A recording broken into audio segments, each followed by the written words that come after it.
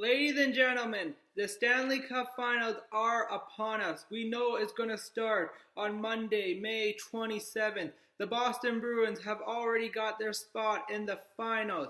However, who they're going to play? Will it be the St. Louis Blues, a rematch of the 1970 Stanley Cup Finals?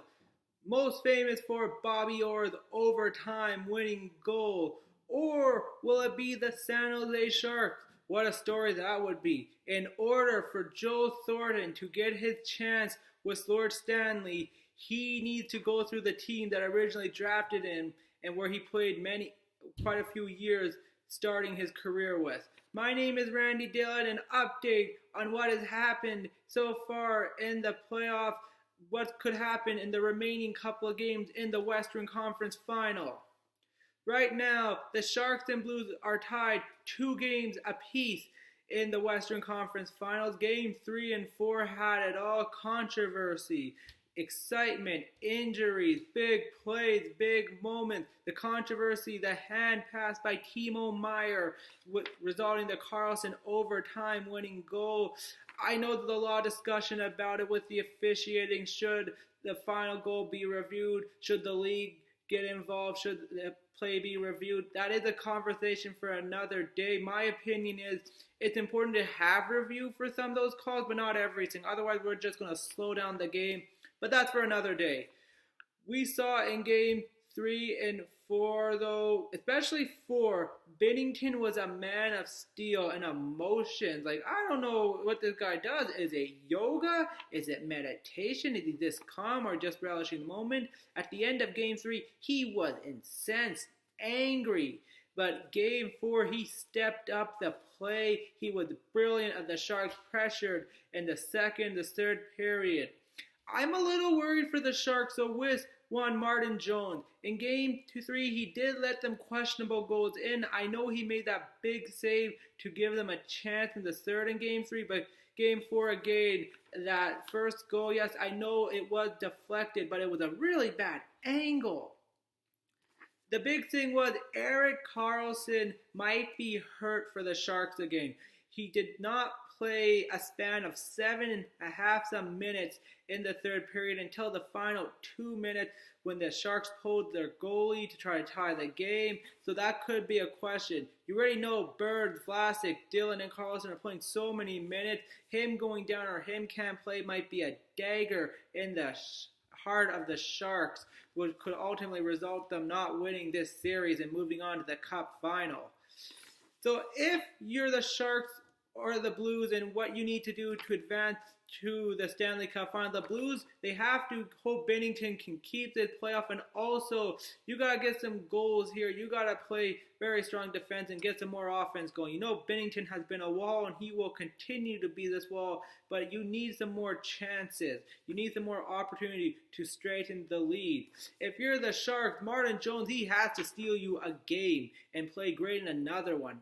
Because the way he's playing, I'm a little worried. I already said that. But if he keeps playing that, it might be hurting the Sharks' chances to go back to the final for the first time since 2016.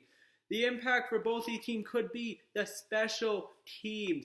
Both these teams have only scored twice on the power play. The Blues have had 11 chances. The Sharks have had 10, pretty even in opportunities.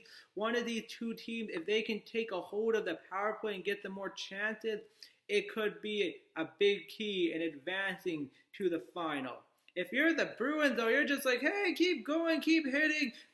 Take this to triple overtime game 7, maybe 2 games of game 7. We don't care. We're resting. And that's the key here. The Bruins are getting some rest. We know David Krejci did get a little banged up early in the Columbus series. Zdeno Chara did not play the final game 4. Did not play game 4 in the Hurricanes and Bruins series. They're getting rest. They're getting healthy. They are ready to go. But will that hurt them?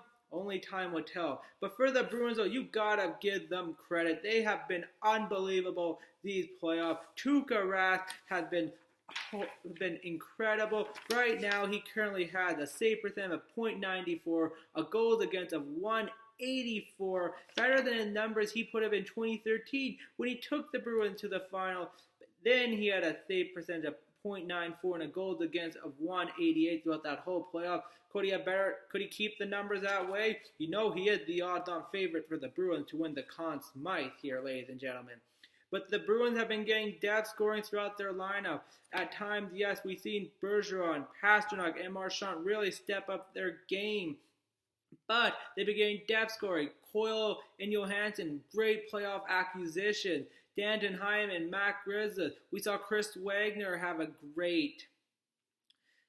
big impact in the last few games for the Bruins. The Bruins are all gun and go right now. They have all cylinders firing. They look poised to win another Stanley Cup, the first one since 2011. But will the rest have an impact? Only time will tell. Well, ladies and gentlemen, that's all I got for the update so far. We know Game 5 happening tomorrow with the Sharks and Blues. Is it going to go 6? Is it going to go 7? Who knows? We know May 27th, the final will happen. It's exciting, ladies and gentlemen, especially if you're a fan of one of these teams. If you're not, it's just fun to watch because there's no extra stress. Believe me, I understand that. Anyways, my name is Randy Dillon. Have a great long weekend to all the viewers in Canada.